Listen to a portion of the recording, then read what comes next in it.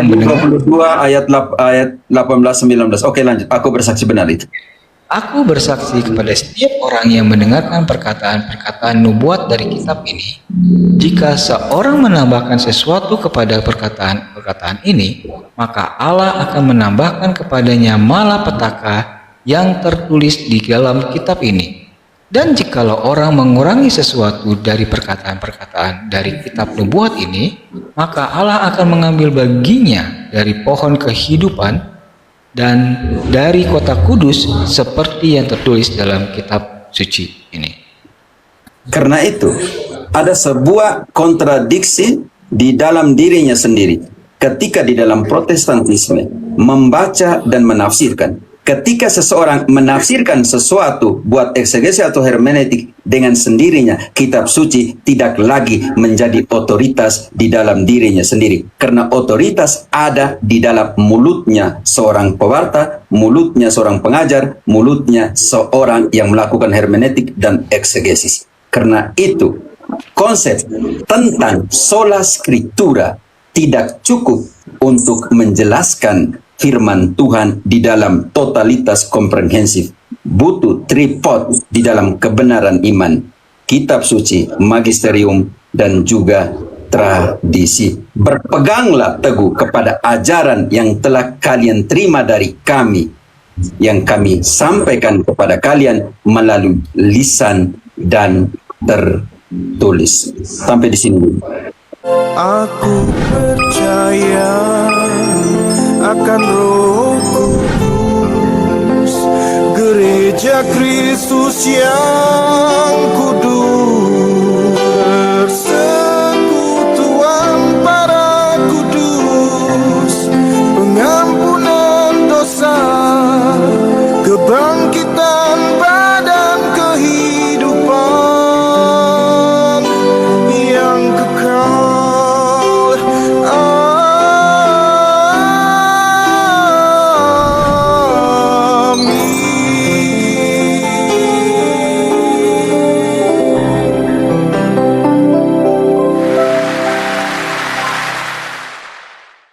Salve. Saudara-saudariku terkasih umat Katolik. Sola Scriptura atau hanya Alkitab saja, doktrin yang menjadi pilar utama iman Protestan ini kembali diuji dalam sebuah debat teologis yang sengit antara pendeta Mel Atok dan Romo Cafe. Namun, benarkah prinsip hanya Alkitab ini memiliki dasar yang kuat di dalam Alkitab itu sendiri? Ataukah klaim ini justru runtuh ketika diuji secara alkitabiah? Dalam debat kali ini, Pendeta Mel Atok berupaya keras mempertahankan argumentasi bahwa sola scriptura adalah prinsip yang alkitabiah. Namun sayangnya, sepanjang debat berlangsung, tidak ada satupun ayat yang beliau angkat, baik dari Perjanjian Lama maupun Perjanjian Baru, yang secara eksplisit mendukung sola scriptura. Alih-alih memberikan bukti tekstual yang kokoh, argumen yang dipaparkan hanyalah sekumpulan kutipan ayat tentang kegunaan kitab suci, tanpa ada satupun pernyataan tegas yang menyatakan bahwa hanya kitab suci satu-satunya otoritas iman tanpa perlu tradisi dan magisterium. Sebaliknya, Romo Cafe memberikan jawaban yang sangat lugas, rinci, dan tegas. Beliau justru membongkar kekeliruan tersebut dengan mengangkat ayat-ayat kitab suci, untuk menegaskan pentingnya 3 pilar otoritas gereja Katolik, yaitu Alkitab, tradisi suci, dan magisterium gereja. Alkitab secara jelas mencatat bahwa ia tidak bisa menafsirkan dirinya sendiri secara liar. Manusia membutuhkan bimbingan magisterium atau otoritas mengajar gereja, untuk menjaga kebenaran iman seperti yang diteruskan oleh para rasul. Mari kita lihat apa kata Alkitab tentang hal ini. 2 Petrus 1 ayat 20, yang terutama harus kamu ketahui, ialah bahwa nubuat-nubuat dalam kitab suci tidak boleh ditafsirkan menurut kehendak sendiri. Ayat ini menegaskan bahwa penafsiran pribadi yang terpisah dari gereja adalah awal dari kesesatan. Kisah Para Rasul 8 ayat 30-31, ketika Filipus bertanya kepada Sida-Sida dari Ethiopia apakah ia mengerti apa yang dibacanya. Sida-Sida itu menjawab, "Bagaimanakah aku dapat mengerti, jikalau tidak ada orang yang membimbing aku?" Ini adalah bukti nyata bahwa kitab suci membutuhkan pengajaran berotoritas yang sah. Filipus adalah contoh magisterium gereja dalam bentuk awalnya. 2 Tesalonika 2 ayat 15, Rasul Paulus sendiri memerintahkan, "Sebab itu, Berdirilah teguh dan berpeganglah pada ajaran-ajaran yang kamu terima dari kami, baik secara lisan maupun secara tertulis. Di sini, Alkitab sendiri mengakui adanya tradisi suci lisan yang setara dengan teks tertulis. 1 Timotius 3 ayat 15, Alkitab tidak pernah menyebut dirinya sendiri sebagai tiang penopang kebenaran. Sebaliknya, Alkitab menyatakan bahwa jemaat dari Allah yang hidup, tiang penopang dan dasar kebenaran. Jemaat atau gereja inilah yang memiliki fungsi magisterium. Bagaimana jalannya debat selengkapnya? Bagaimana Romo Cafe mencecar argumen sola scriptura dengan menggunakan ayat-ayat Alkitab itu sendiri? Simak analisis mendalam dan tayangan lengkapnya dalam video kali ini. Sebelum kita mulai, pastikan Anda sudah klik tombol subscribe, nyalakan lonceng notifikasi, dan bagikan video ini agar semakin banyak umat Kristen yang memahami kebenaran iman yang utuh. Selamat menyaksikan. Silakan Romo Cafe pimpin doa. Marilah kita siapkan diri, hati, pikiran kita di dalam malam pertemuan ini. Semoga malam ini menjadi juga dan siang hari di Indonesia Tengah menjadi juga tanda bahwa pencarian kita akan kebenaran di dalam Tuhan. Yang beragama Katolik, ikutilah doa yang saya bawakan dalam nama Bapa dan Putra dan Roh Kudus. Amin. Putuslah rohmu ya Tuhan dan jadi baru seluruh muka bumi. Kami bersyukur bersama dengan Bapak Pendeta Melatuk pada kesempatan ini untuk semua yang telah Engkau percayakan kepada kami, perjuangan dan perjalanan panjang kami sebagai pelayan sabdamu. Pada malam hari ini kami mohon, bukalah mata dan pikiran kami, juga mereka yang malam hari ini hadir dan siang hari ini di waktu Indonesia hadir bersama-sama dengan kami di room ini. Semoga apa yang kami bicarakan malam hari ini menjadi juga bagian dari perjalanan untuk mencari kebenaran di dalam firman-Mu. Barang siapa berada di dalam firman-Mu, dia akan menemukan kebenaran dan kebenaran akan memerdekakan. Jauhkanlah kami semua dari segala hal yang tidak perlu kami ungkapkan, ucapkan, atau reaksi-reaksi negatif dari kami masing-masing. Terpujilah nama-Mu, kini dan sepanjang masa. Amin. Dalam nama Bapa dan Putra dan Roh Kudus. Amin. Oke, baik pemirsa yang menyaksikan, tolong di-tap layarnya supaya tidak kena report atau tidak tumbang, dan juga di-share ya supaya nanti banyak yang nonton live ini, karena dalam diskusi-diskusi ini kita percaya bahwa ada firman-firman Tuhan yang datang dari kitab suci kita yang mengandung kebenaran-kebenaran, membawa kita kepada pertobatan dan pengenalan lebih dalam lagi tentang Tuhan kita Yesus Kristus. Nah, baik, silakan untuk pihak yang pro terlebih dahulu memperkenalkan diri, mungkin karena beberapa banyak pemirsa dari pihak Katolik mungkin belum tahu siapa Pendeta Melatuk. Silakan Pak Pendeta. Baik, puji Tuhan. 3 menit ini saya akan memperkenalkan diri saya. Saya Melatuk, NTT asli, Bapak orang Belu, Mama orang Rote. Dan saya memang background saya Katolik. Saya latar belakang Katolik, keluarga besar saya Katolik, mau yang di Larantuka, mau di Belu, Atambua, Kefa, bahkan Kupang mayoritas Katolik. Kalau dengar Atok itu jarang Atok Protestan. Tapi kenapa kemudian saya menjadi Protestan? Memang ada sejarah panjang yang indah. Kalau kota Kupang dan sekitarnya pasti tahu sejarah hidup saya.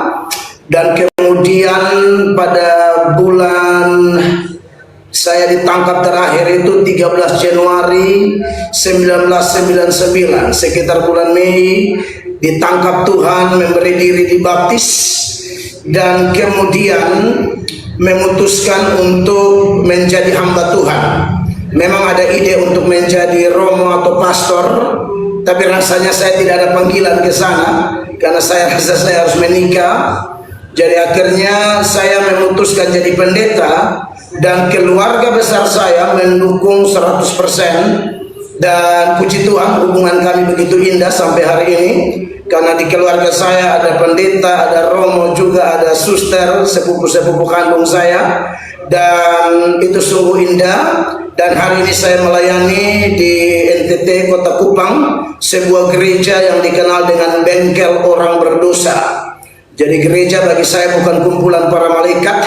Gereja adalah kumpulan orang-orang kotor yang diselamatkan oleh Tuhan. Dan puji Tuhan, sudah menikah, istri 1, anak 4 orang, dan hari ini tetap berusaha membawa damai menjadi berkat dengan memberitakan Injil damai sejahtera. Kenapa saya melakukan ini?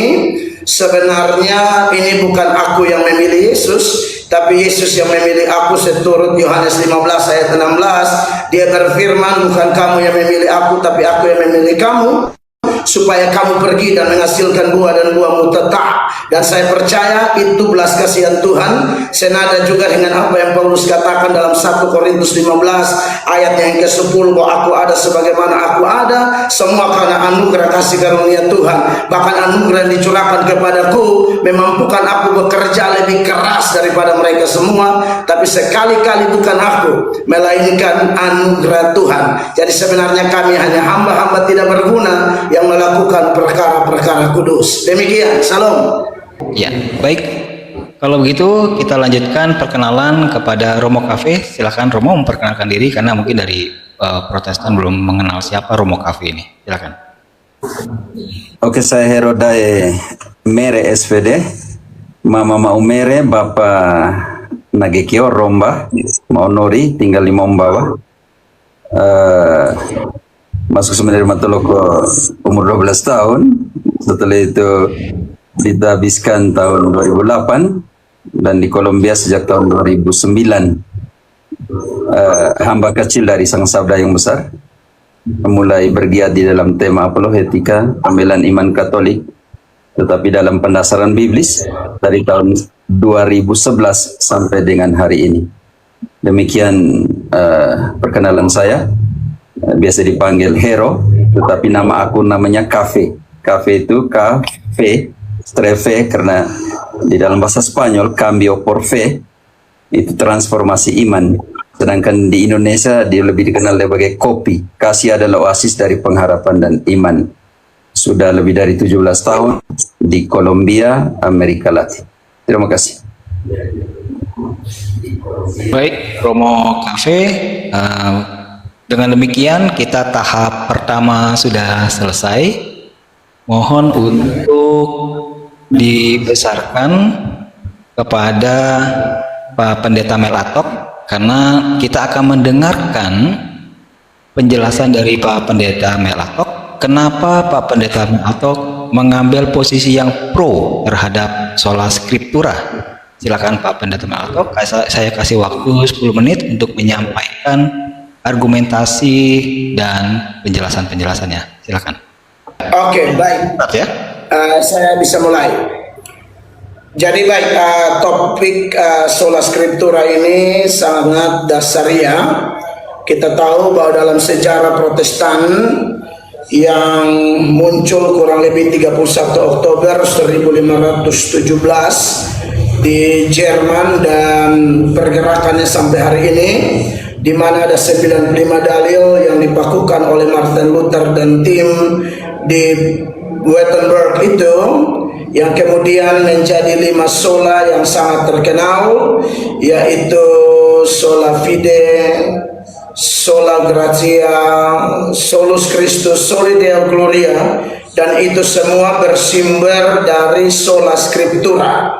Jadi secara etimologi kita tahu bahwa kata sola itu sendiri berarti hanya, sendiri saja, atau satu-satunya, sedangkan scriptura adalah kitab suci atau tulisan. Jadi kalau bicara tentang sola scriptura itu bicara tentang hanya kitab suci. Jadi kitab suci lah yang menjadi otoritas tertinggi dari kekristenan, ya. Jadi kalau saya mengatakan sola scriptura, tentu saya harus tekankan bahwa sola scriptura tidak anti tradisi, tidak anti bapak gereja, tidak anti konsili dan lain sebagainya, sepanjang semuanya itu tunduk kepada firman Allah. Tidak ada yang sejajar dan semua betul-betul tunduk kepada firman Allah. Firman Allah menjadi otoritas tertinggi, tak terbantahkan, Jadi apapun di luar firman Allah itu menjadi salah. Dan memang sola scriptura ini sebenarnya kedengarannya istilah yang baru pada abad ke-16. Tetapi kalau kita kembali kepada kitab suci, hampir semua hamba-hamba Tuhan, baik para nabi, baik para rasul, mereka itu sangat sola scriptura. Tidak pernah ada nabi, ada rasul yang mengajarkan sesuatu di luar kitab suci, baik secara lisan maupun tertulis. Kenapa? Karena para nabi itu kan dipimpin Roh Kudus. Dan para nabi itu tidak mungkin menafsirkan apapun menurut keinginan mereka. Makanya kalau kita bandingkan dengan 2 Petrus ya, 2 Petrus pasal 1 itu di ayatnya yang ke-19 ya, dan 20 di situ tentang penafsiran. Di sana dikatakan apa? Nanti tim saya bisa baca. Semoga suaranya bisa didengar. Apakah suara tim saya didengar, Pak Jacob?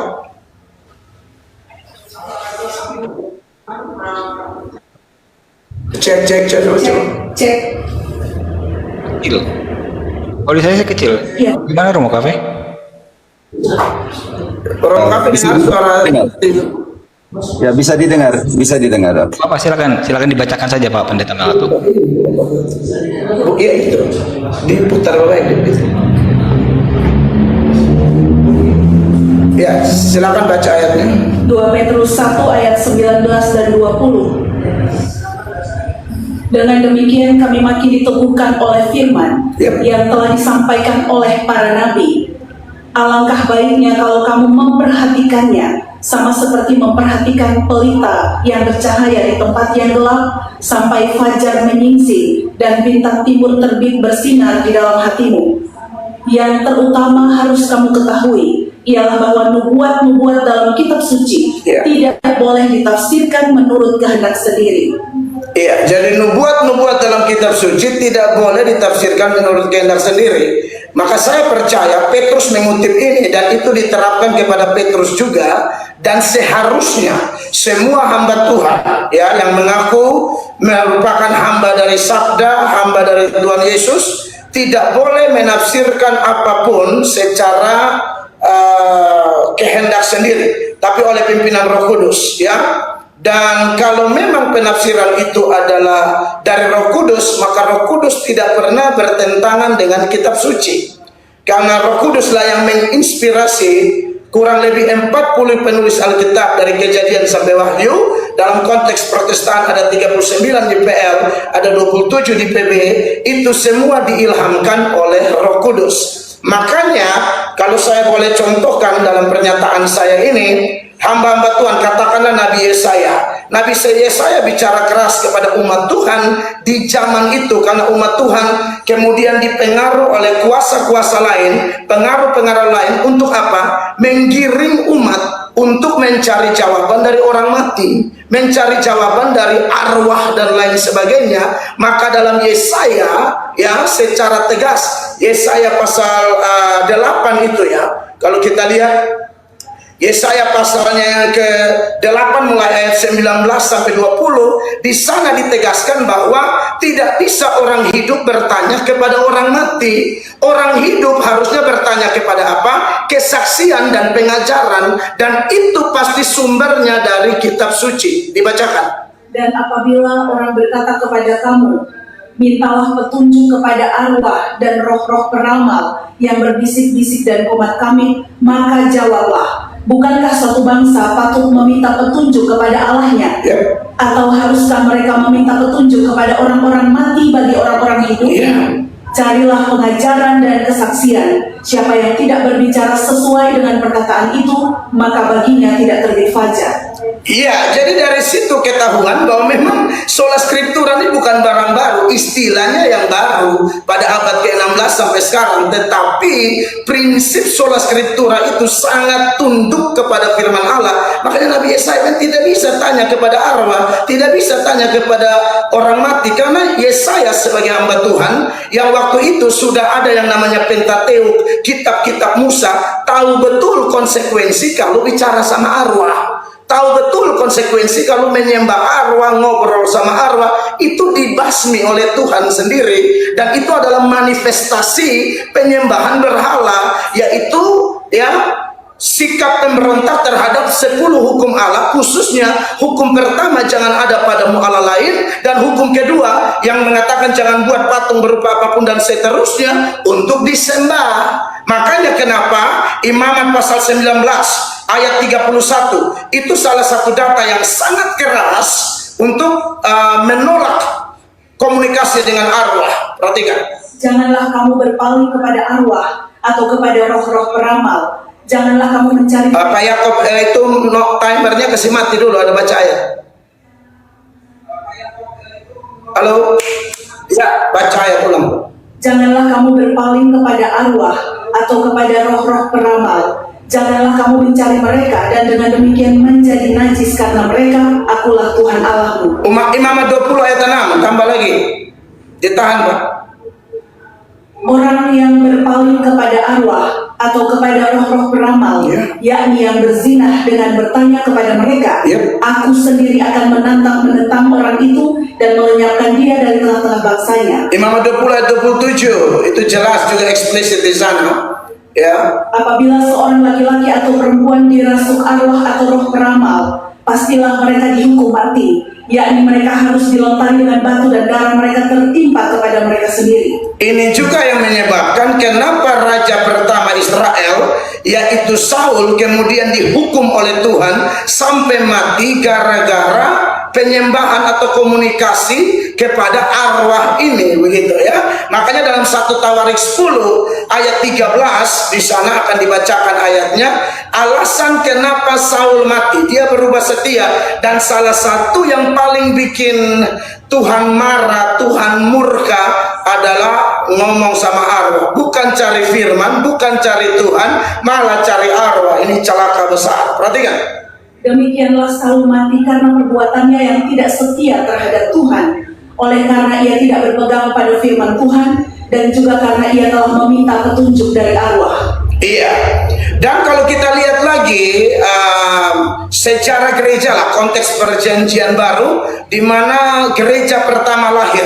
Gereja pertama itu lahir gara-gara apa? Bukan gara-gara tiupan angin keras, bukan gara-gara lidah api, bukan gara-gara glossolalia atau bahasa lidah.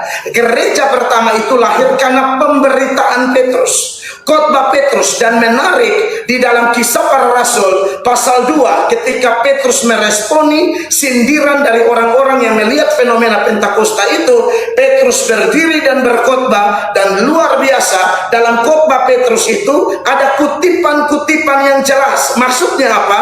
Ya, bukan gereja yang melahirkan firman, firman yang melahirkan gereja. Dan waktu Petrus berkhotbah itu, kutipannya jelas, eksplisit, detail, tepat, sangat presisi. Itu kelihatan di dalam Kisah Rasul pasal 2 mulai ayat 14, boleh baca sampai ayatnya yang ke-20 di sana. Itu kutipan dari Yoel 2 ayat 28-29. Perhatikan.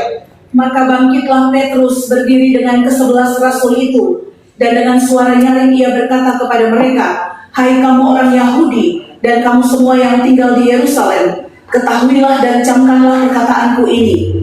Orang-orang ini tidak mabuk seperti yang kamu sangka, karena hari baru pukul 9. Tetapi itulah yang difirmankan Allah dengan perantaraan Nabi Yoel. Kutipannya jelas.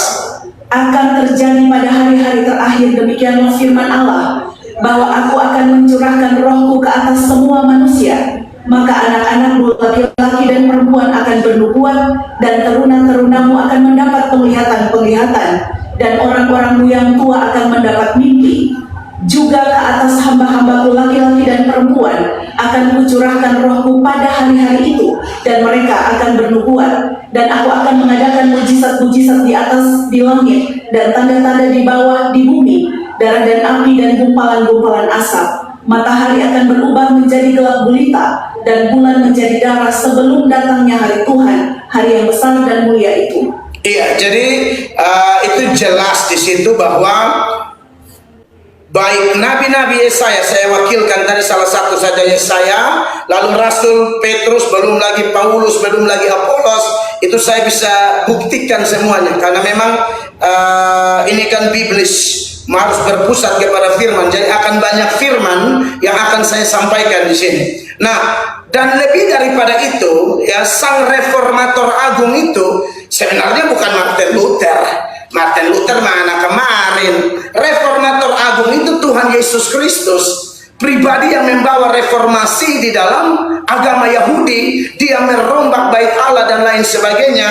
Dan kalau kita belajar tentang bagaimana sola scriptura ini, ya, dikaitkan dengan Kristus, dialah teladan utama yang mau memberikan teladan agung kepada kita semua umatnya yang mengaku menyembah Yesus. Anda dan saya wajib meneladani Kristus. Ingat pencobaan di padang gurun, tidak usah baca ayatnya. Lukas 4, Matius 4, ceritanya cukup panjang.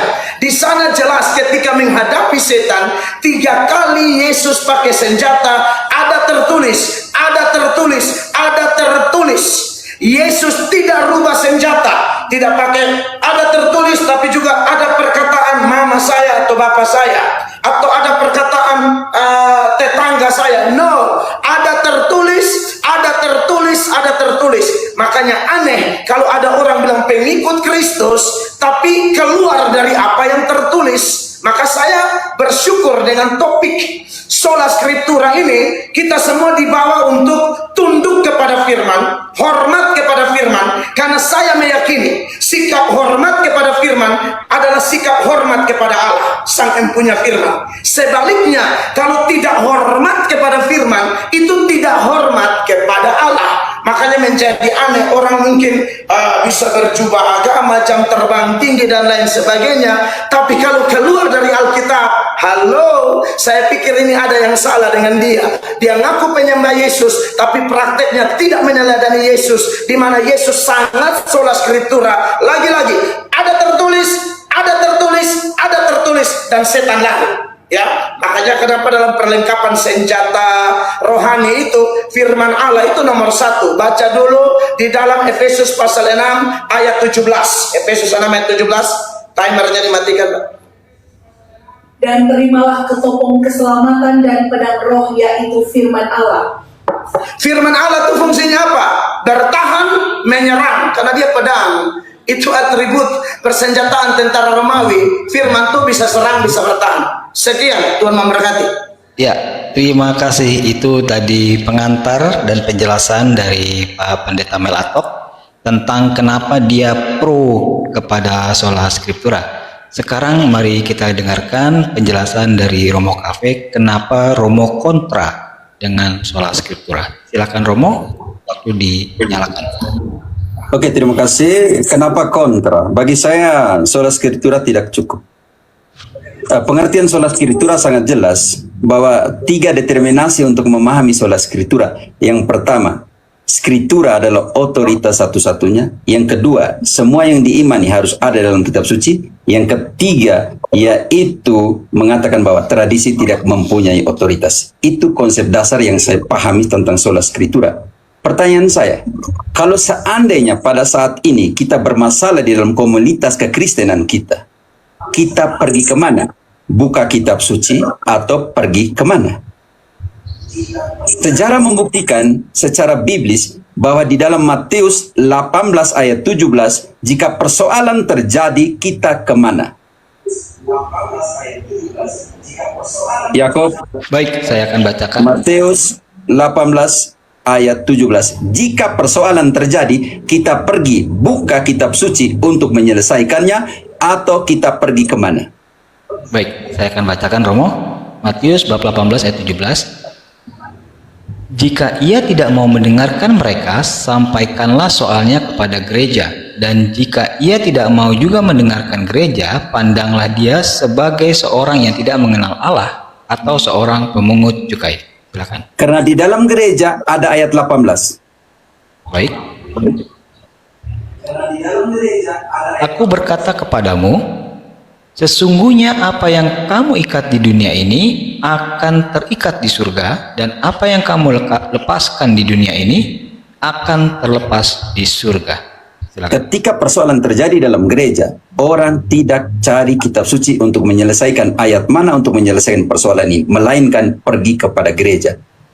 Ambil sampel yang paling nyata di dalam konsili pertama di Yerusalem, bab 15 Kisah Para Rasul ayat 1 dan 2, mereka kemana? Baik. Kisah Para Rasul bab 1 ayat 2 ya, Moya? Bab 15 ayat 1 dan 2. Oke, bab 15 ayat 1 dan 2. Beberapa orang datang ke Yudea, beberapa orang datang dari Yudea ke Antioquia dan mengajarkan kepada saudara-saudara di situ. Jikalau kamu tidak disunat menurut adat istiadat yang diwariskan oleh Musa, kamu tidak dapat diselamatkan. Tetapi Paulus dan Barnabas dengan keras melawan dan membantah pendapat mereka itu. Akhirnya ditetapkan supaya Paulus dan Barnabas serta beberapa orang lain dari jemaat itu pergi kepada para rasul dan penatua-penatua di Yerusalem untuk membicarakan soal. Sekarang ayat ke-6. Siapa yang menyelesaikan persoalan ayat-ayat kitab suci sebagai otoritas di dalam sola scriptura menurut konteks protestantisme, ataukah siapa yang menyelesaikan persoalan? Ayat ke-6. Baik. Maka bersidanglah rasul-rasul dan penatua-penatua untuk membicarakan soal itu. Silakan. Oke, ayat 7-nya. Sesudah beberapa waktu lamanya berlangsung pertukaran pikiran mengenai soal itu, berdirilah Petrus dan berkata kepada mereka, "Hai saudara-saudara, kamu tahu bahwa telah sejak semula Allah memilih aku di antara kamu, supaya dengan perantaraan mulutku bangsa-bangsa lain mendengarkan berita Injil dan menjadi percaya." Dan ayat 28, hasil keputusan menurut ayat kitab suci atau keputusannya siapa di situ? Baik. Sebab adalah keputusan Roh Kudus dan keputusan kami, supaya kepada kamu jangan ditentangkan, supaya kepada kamu jangan ditanggungkan lebih banyak beban daripada yang perlu ini. Karena itu, ketika komunitas kekristen menghadapi persoalan, dia tidak pergi ke kitab suci. Dia pergi kepada gereja dan otoritas untuk menyelesaikan itu. Karena gereja adalah apa? 1 Timotius 3 ayat 15. Nanti sebentar kita akan lihat di dalam gereja itu ada tradisi dan ada kitab suci. Karena gereja adalah apa? 1 Timotius 3 ayat 15. Baik. 1 Timotius bab 3 ayat 15. Jadi jika aku terlambat, sudahlah engkau tahu bagaimana orang harus hidup sebagai keluarga Allah, yakni gereja dari Allah yang hidup, yang penopang dan dasar kebenaran. Karena itu gereja adalah tiang penopang dan dasar kebenaran. Maka pertanyaan kita di sini, kalau begitu skriptura, kitab suci ada di mana? Tradisi ada di mana? Oke, di dalam 2 Tesalonika 2 ayat 15. Baik, saya akan bacakan 2 Tesalonika bab 2 ayat 15. Sebab itu berdirilah teguh dan berpeganglah pada ajaran-ajaran yang kamu terima dari kami, baik secara lisan maupun secara tertulis. Karena itu tidak ada prinsip sola scriptura. Dua paru-paru di dalam kekristenan itu harus dimunculkan, lisan dan tertulis. Di dalam proses seperti ini kita sekarang harus bisa membongkar mana yang lisan dan mana yang tertulis. Di dalam 2 Timotius 2 ayat 2, apa kata Paulus kepada uskup Timotius? Baik. 2 Timotius bab 2 ayat 2. Apa yang telah engkau dengar daripadaku di depan banyak saksi, percayakanlah itu kepada orang-orang yang dapat dipercayai, yang juga cakap mengajar orang lain. Apa yang kau dengarkan dari saya, percayakanlah itu kepada orang lain, mereka yang cakap mengajar. Inilah yang kita lihat bahwa sumber yang lain di sini adalah magisterium. Penting sekali di dalam 2 Timotius 3 ayat 14, Santo Paulus mengulanginya kembali posisi magisterium. Baik. 2 Timotius bab 3 ayat 14. Tetapi hendaklah engkau tetap berpegang pada kebenaran yang telah engkau terima dan engkau yakini, dengan selalu mengingat orang yang telah mengajarkannya kepadamu. Karena apa? Di dalam Lukas 10 ayat 16, barang siapa menerima kalian, menerima aku. Lukas bab 10 ayat 16. Barang siapa yang mendengarkan kamu, ia mendengarkan aku. Dan barang siapa menolak kamu, ia menolak aku. Barang siapa menolak aku, ia menolak dia yang mengutus aku. Karena itu, hati-hatilah apa yang diajarkan. 1 Timotius 4 ayat 16. Baik. 1 Timotius 4 ayat 16. Awasilah dirimu sendiri dan awasilah ajaranmu. Bertekunlah dalam semuanya itu, karena dengan berbuat demikian, engkau akan menyelamatkan dirimu dan semua orang yang mendengarkan engkau. Posisi magisterium. Sekarang, posisi tradisi ada di mana? 1 Korintus 11 ayat 2. Baik, saya akan bacakan 1 Korintus 11 ayat 2. Aku harus memuji kamu, sebab dalam segala sesuatu kamu tetap mengingat akan aku dan teguh berpegang pada ajaran yang kuteruskan kepadamu. Apa itu tradisi? 1 Korintus 11 ayat ke-23 bagian pertama.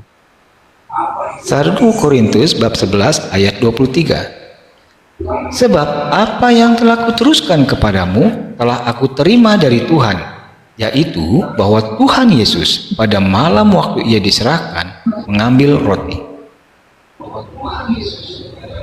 Tradisi adalah apa yang kuterima, itulah yang kuteruskan. Bagaimana dengan posisi tradisi lisan? Masih 1 Yohanes 2 ayat ke-2 1 Yohanes 1 ayat ke-12.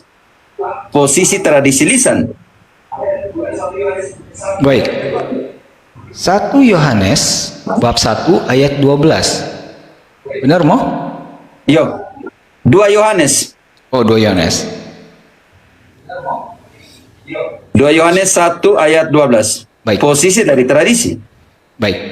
Sungguh pun banyak yang harus kutulis kepadamu, aku tidak mau melakukannya dengan kertas dan tinta, tetapi aku harus datang sendiri kepadamu dan berbicara berhadapan muka dengan muka, supaya sempurnalah sukacita kita.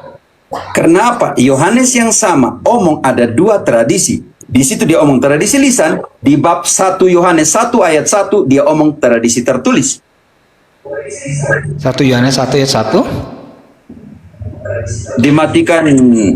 Dimatikan kronometernya. Sudah. 1 Yohanes berapa, Romo? 1 Yohanes 1 ayat 1. Baik. Yohanes 1 menekankan bab 1 tradisi ayat 1. tertulis. Apa yang telah ada sejak semula, yang telah kami dengar, yang telah kami lihat dengan mata kami, yang telah kami saksikan, dan yang telah kami raba dengan tangan kami tentang firman hidup, itulah yang kami tuliskan kepadamu. Yohanes menekankan 2 tradisi. Sekarang Yohanes 21 ayat 25. Tidak semua tertulis. Yohanes 21 ayat 25. Kata murid-murid yang lain itu kepadanya. Yohanes 21 ayat 25. Baik, maaf. Bukan Saya itu. salah. Ya. Masih banyak hal-hal lain lagi yang diperbuat oleh Yesus. Tetapi, jikalau semuanya itu harus dituliskan satu persatu, maka agaknya dunia ini tidak dapat memuat semua kitab yang harus ditulis itu. Yohanes 20 ayat ke-30. Yohanes 20 ayat ke-30. Memang masih banyak tanda lain yang dibuat Yesus di depan mata murid-muridnya yang tidak tercatat dalam kitab ini. Tetapi selanjutnya yang tercatat. Baik.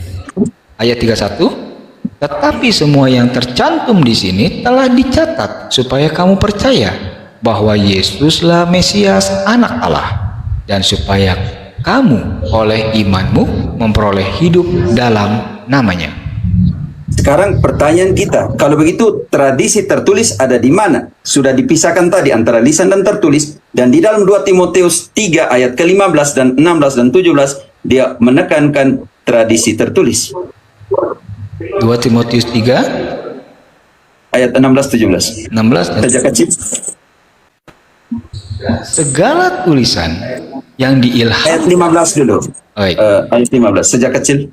Ingatlah juga bahwa dari kecil engkau sudah mengenal kitab suci yang dapat memberi hikmat kepadamu dan menuntun engkau kepada keselamatan oleh iman kepada Kristus Yesus. Segala tulisan yang diilhamkan Allah memang bermanfaat untuk mengajar, untuk menyatakan kesalahan, untuk memperbaiki kelakuan, dan untuk mendidik orang dalam kebenaran. Karena itu, sola scriptura dengan sendirinya tidak cukup. Gugur di sini karena di dalam secara biblis omong tentang tripod keimanan, yaitu magisterium, kitab suci, dan tradisi. Kalau seandainya Protestantisme menolak mati-matian tradisi dan juga magisterium, maka sekarang Protestantisme harus kembalikan kepada gereja Katolik. Yang pertama, pengkanonan kitab suci perjanjian baru. Tidak disebutkan di sana di mana kitab suci dikanonkan. Kembalikanlah 27 kitab suci perjanjian baru kepada Katolik karena tidak ada daftar 27 di dalam satu kitab pun. Kembalikan Tritunggal Maha Kudus karena itu tidak ada dasar. Ada ayatnya tetapi tidak katakan. Kitab suci mengatakan Tritunggal Maha Kudus. Kembalikan ke kredo yang digunakan oleh Protestantisme. Kembalikanlah baptis anak. Ada ayatnya tetapi tidak pernah dikatakan ini anak, hanya dikatakan semua satu keluarga dibaptis. Kembalikan kepada gereja Katolik union hipostatika, benar-benar Allah dan benar-benar manusia, itu tidak dideterminasi di dalam kitab suci. Kembalikanlah perayaan Natal dan Paskah karena tidak ada di dalam kitab suci. Kembalikanlah kebiasaan Protestantisme untuk ziarah ke tanah suci karena tidak ada di dalam perjanjian baru. Kembalikanlah segala apa? Perayaan perkawinan karena tidak dideterminasi di dalam kitab suci perjanjian baru tentang bagaimana perayaan perkawinan dirayakan. Terima kasih. Masih ada waktunya, Romo? Mau di ini atau selesai? Oh ya, masih ada waktu ya? Iya, 3 menit. Oh oke. Sekarang bisa bantu dulu Yohanes 5 ayat 39 dan 40. Baik. Di sini kegagalan sola scriptura ada di sini. Menurut Yohanes Yesus. 5 ayat 39 dan 40. 39 dengan 40 ya. Kamu menyelidiki kitab-kitab suci sebab kamu menyangka bahwa olehnya kamu mempunyai hidup yang kekal. Tetapi walaupun kitab-kitab suci itu memberikan kesaksian tentang aku, namun kamu tidak mau datang kepadaku untuk memperoleh hidup itu. Kamu bongkar kitab suci seolah-olah kitab suci ayat-ayat itu memberikan kamu keselamatan. Semua ayat omong tentang saya, kalian tidak mau datang kepada saya untuk dapat hidup. Karena itu, poin penting yang ada di sini, ketika gereja mengalami persoalan hidup, dia tidak pergi cari ayat untuk menyelesaikannya. Karena Protestantisme mengajarkan sola scriptura, otoritas tertinggi ada di kitab suci. Karena itu, ketika seseorang mengalami persoalan, dia harus pergi cari kitab suci. Sekarang, dari 3 menit, kita sandingkan kepada Kisah, bantu saya dulu 8 ayat ke-28, ada satu persoalan ketika seseorang tidak dapat menafsirkan kitab suci. Di-mute-kan dulu waktu ini. Kisah 8 ayat 28. Yakobus.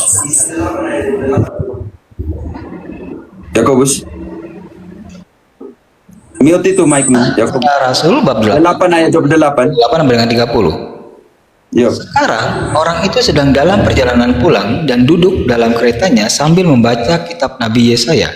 Lalu kata Roh kepada Filipus, pergilah ke situ dan dekatilah kereta itu. Filipus segera ke situ dan mendengarkan sida-sida itu sedang membaca kitab Nabi Yesaya. Kata Filipus, mengertikah Tuhan apa yang Tuhan baca itu? Lanjut, apa yang terjadi di situ? Baik, sebentar ya. Jawabnya, bagaimanakah aku dapat mengerti kalau tidak ada yang membimbing aku? Lalu ia meminta Filipus naik dan duduk di sampingnya. Silakan Mo. Ia meminta Filipus naik dan duduk di sampingnya. Karena itu ketika Bapak Pendeta ambil dari 2 Petrus 1 ayat 19-20, Bapak Pendeta lupa di dalam 2 Petrus 3 ayat 15-16. Firman tidak bisa ditafsirkan sesuka hati. Masih ada 2 menit mau Ya selesai ini, atau? 2 Petrus 3 ayat 15-16. Baik, 2 Petrus 3 ayat 16-15. Oke. Bantu Bapak Pendeta toh lupa baca ayat ini.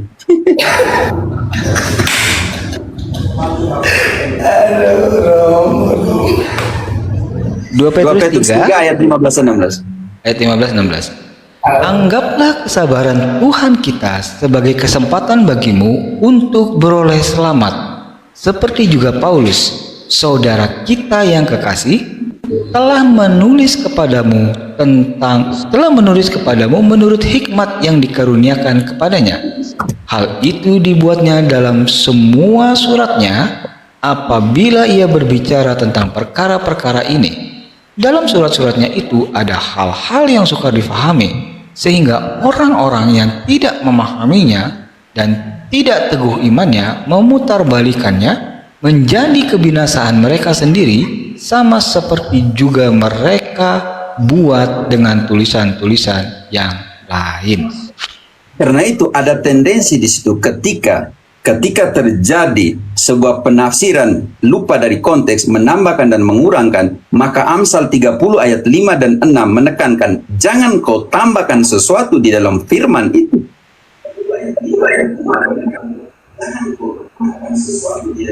Apa? Air putih. Amsal 30 ayat 5 dan 6. Baik. Semua firman Allah adalah murni. Ia adalah perisai bagi orang-orang yang berlindung padanya. Jangan menambahi firman-Nya supaya engkau tidak ditegurnya dan dianggap pendusta. Wahyu 22 ayat 18-19. Wahyu 22.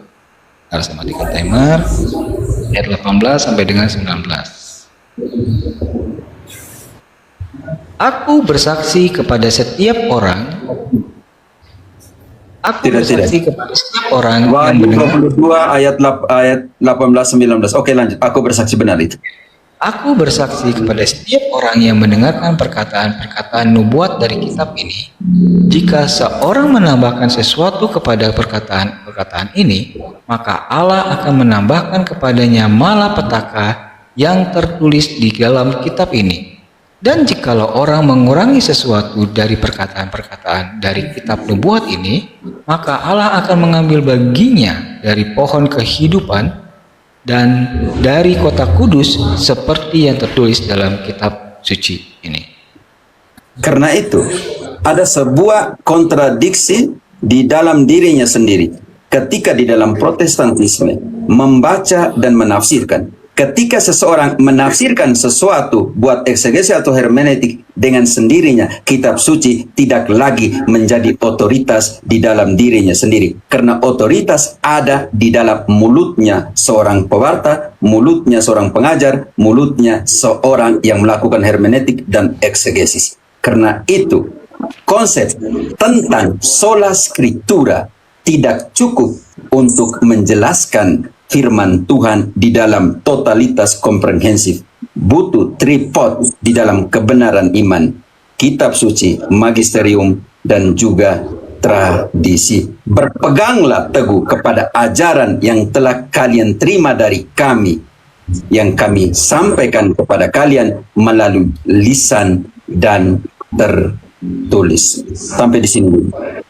Aku percaya akan Roh Kudus, gereja Kristus yang kudus.